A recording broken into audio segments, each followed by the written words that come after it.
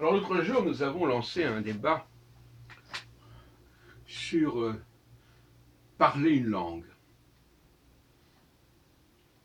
Et dans bien des cas, la première chose qui est venue à l'esprit des personnes qui ont participé à cette enquête, qui est sur Internet, donc que j'ai filmé sur Internet comme d'habitude, c'est que les gens ne parlaient que de l'émission. Est-ce que je parle une langue?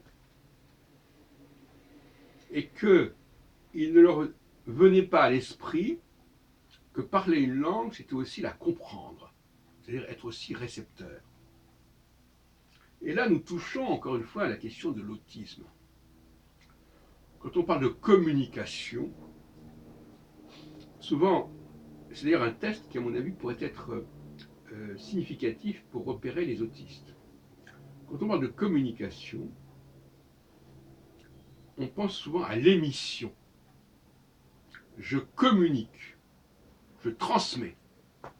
Or, la communication est interactive et communiquer, c'est aussi savoir écouter l'autre, savoir tenir compte de ce que dit l'autre. Et ça, les autistes sont bien incapables d'y parvenir, sauf bien entendu s'il s'agit d'informatique, de mathématiques, etc. Enfin, je veux dire d'une manière générale, la capacité à tenir compte de ce que l'autre dit, de ce que l'autre ressent, et aussi, d'une certaine manière, des réactions que le discours de l'autiste pourrait provoquer chez l'autre, écoutez, c'est un problème. Et d'ailleurs, il y a une expression que j'ai pu observer chez des proches. Quand on leur dit « mais pourquoi vous avez dit ça ?» alors que ça pouvait perturber, ils répondent « je dis ce que je veux, je dis ce que je veux ». Et on pourrait presque dire quelque part que c'est la devise de l'autiste, c'est-à-dire qu'il dit un certain nombre de choses sans se préoccuper de la façon dont ça sera vécu. Bon, ça, ce sont des choses qui sont assez connues, hein, je n'ai rien inventé à ce sujet.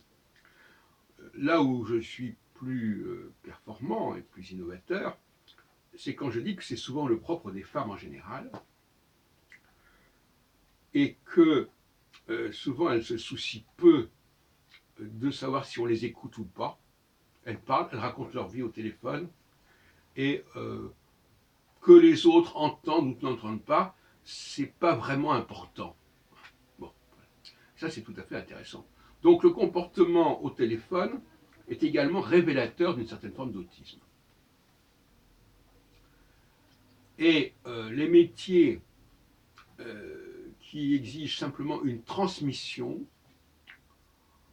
et non pas une écoute véritablement de l'autre sont plutôt favorables aux autistes.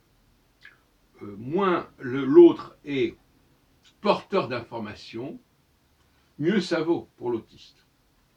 D'où l'intérêt pour l'autiste d'avoir affaire à des enfants, à des gens qui ne connaissent pas le sujet, parce qu'à ce moment-là, il n'y a pas de problème. De toute façon, si je parle à des gens qui ne connaissent pas du tout un sujet, je peux y aller, pas de problème. Mais si j'ai affaire à des gens qui ont déjà un certain bagage, et que je dois négocier ce que j'ai à leur dire par rapport à ce qu'ils savent déjà, alors là, l'autiste, il est quand même plus ou moins débordé.